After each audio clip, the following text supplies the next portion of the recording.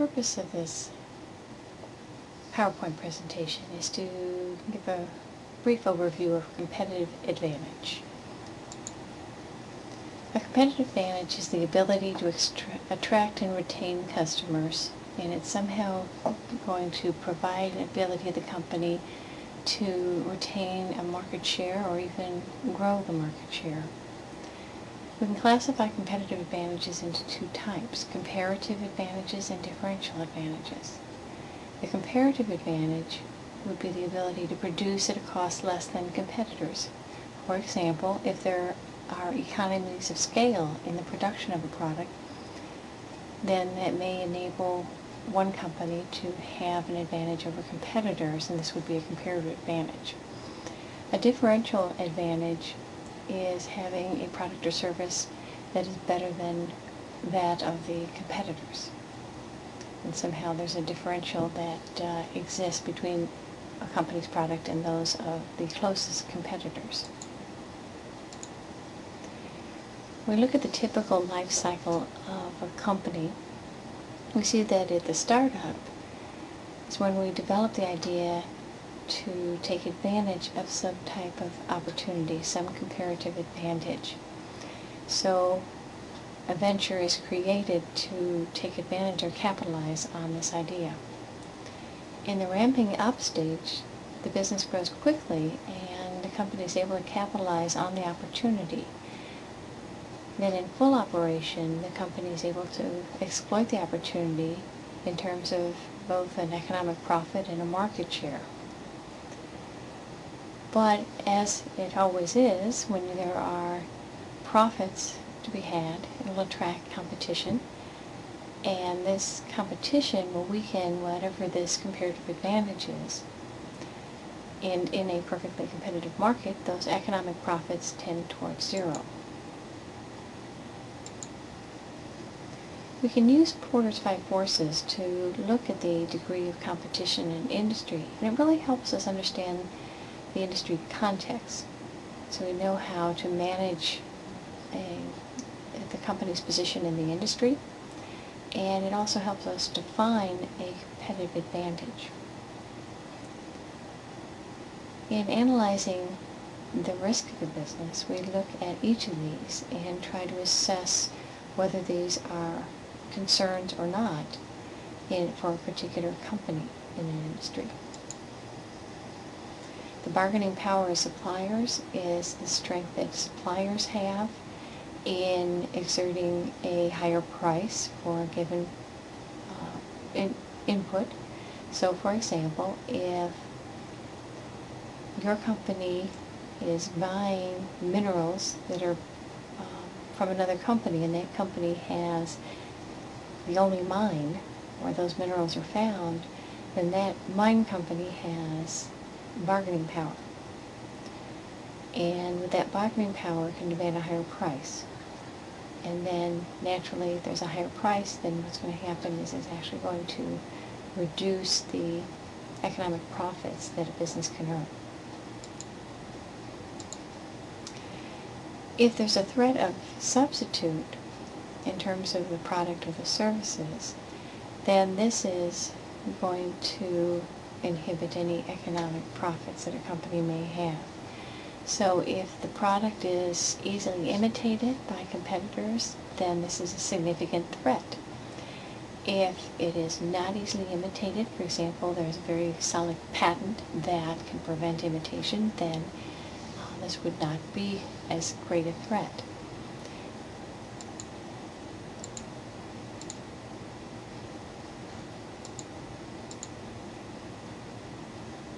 Now, buyers also may exert power over a company.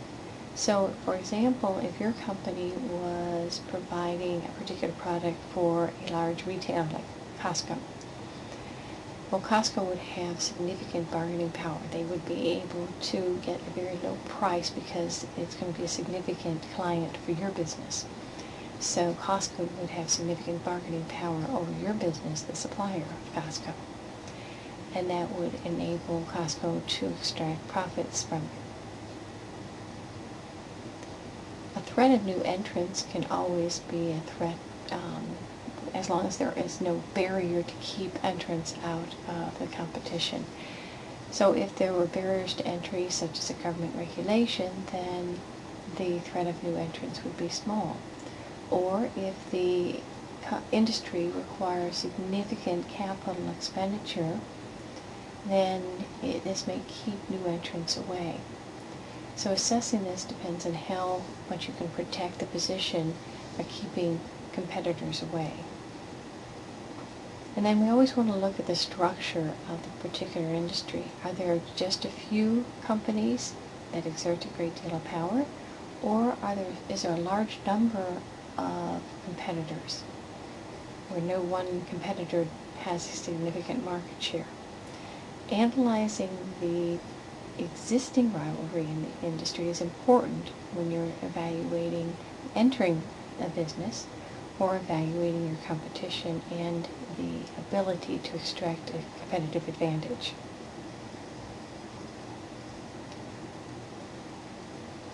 Now, the industry structure, as we analyze it in Porter's 5 forces, will affect the degree of competition and hence profitability. The profitability we're talking about is the economic profit, not the accounting profit.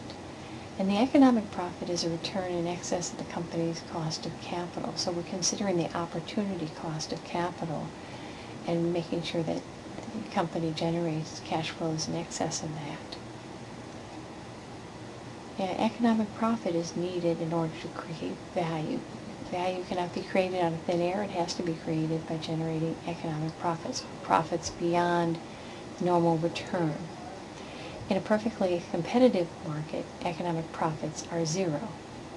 So when competition enters a market and there are many players and all competing, then the economic profits come to zero. We can look at competitive advantages as being one of two types. It can be a transient competitive advantage, which means it follows the life cycle of a typical business, and this would be something which has a finite life. Now, how long that life is depends on the structure of the market, the extent of the economic profits, that is, how attractive are they for potential competitors, and what is the ability of competitors to erode any competitive advantage that you may have. An example of a transient competitive advantage is a first-to-market advantage. If you're the first in the market, you have a limited time period in which you can extract abnormal gains, but after that, the economic profit is driven to zero. Key to long-term success is going to be the sustainable competitive advantage, and this is that advantage that can keep the competitors away. Now, there are some that argue that there is no such thing as a sustainable competitive advantage. But in other words, a company would have to create new advantages on a continual basis. That is kind of a series of transient competitive advantages. And this is a view that more people have in more recent years because the economic profits have been primarily in a technology area, and those tend to erode very quickly. And even though you may have a patent, it's very difficult to protect a patent in that area. Now, keys to a sustainable competitive advantage, one is intellectual property rights. Now, I caution on this because in some industries, you may have a patent that will prevent competitors from entering, but in another industry, such as technology, it'd be very difficult to enforce that. But intellectual property rights consist of things like patents, exclusive licenses, trademarks, long-term contracts, and copyrights. Now, you could also have a dynamic product line, and this would require research and development, where you're constantly innovating, coming up with new products or twists on the product. You want to stay one step ahead of your competition. So in other words, this would be a continual transient competitive advantages. Another aspect of this is the ability to shift quickly into other arenas. For example, a consulting firm may be specializing in risk management at this time, But if they are nimble, they can switch over to the next hot topic, whatever that may bring. Still, another way to obtain a competitive advantage is to have a statutory monopoly. There may be a regulatory barrier to entry that will keep competitors away. And the easy example is a local government that grants a cable company a monopoly. And in that case, they can extract excess profits. Now, what is not a competitive advantage? Working harder, a cheaper product, being more efficient, the product with the most features, patents that can be easily duplicated, better at social media, passionate about the product, and any variation on the better mousetrap. Now, examples of competitive advantages. Well, take Apple Computer. Its iPhone software is a form of transient competitive advantage. That software is what gives it the edge, not necessarily the physical phone itself. But Apple has to keep on innovating because it doesn't take long for competitors to come up with something rather similar, and just compare Samsung with Apple Computer right now. Coca-Cola benefits from several dimensions: scale economies and its market share. It's in basically an industry that worldwide is made up of a few large players. It also has a supply chain that is not easily imitated, and this has been developed over many, many years. General Electric has patents. We're not talking about the software patents, as I did a moment ago, but patents on specific equipment, medical devices, and so forth. Microsoft survives by being agile and doing a lot of research and development. And they can shift over, and you've seen them shift over time, producing software and computers and other products. Boeing is an example where there's a very large capital expenditure necessary to enter the market. So when you're building aircraft, the capital expenditures that you must have are so significant that it would be very difficult for any other parties to enter this market. So you have an industry with very few companies: Lockheed, Boeing, Airbus, for example. Another example is Walmart. They use their very large size or buying power to get lower cost for themselves, which then allow them to differentiate themselves from their competitors. For further reading, you might look at Rita Gunther McGrath's piece on the end of the competitive advantage, but you could also look at Michael Porter's initial piece on competitive forces and their effect on strategy.